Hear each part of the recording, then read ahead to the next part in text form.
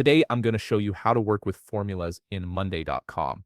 If you're managing projects, tracking budgets, or calculating hours, formulas can automate those calculations and save you tons of time. Also, if you're interested in business tools that could improve your workflow, I've dropped a few links in the description down below. Let's start by adding a formula column to your board. Head over to the top right corner of your board and click the plus icon. This will open up a drop-down menu with various column types you can add.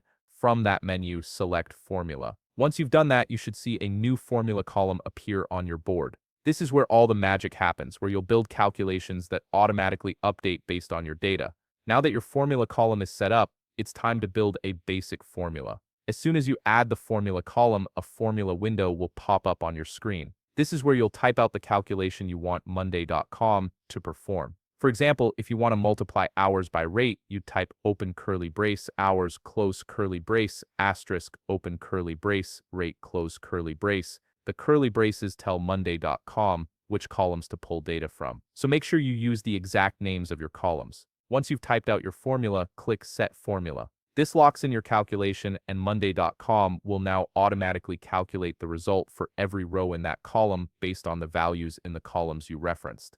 At this point, your formula is live and working across your board. You can see the calculated values appear in each row. But what if you want to see a summary of all those results? That's where the next step comes in. Click on the formula total that appears below the column. This will bring up a menu where you can choose how you want to summarize the data. Click on Summarize and you'll see options like average, sum, minimum, maximum, and more. Select the one that fits what you're trying to track. For instance, if you're calculating total project costs, you'd choose sum.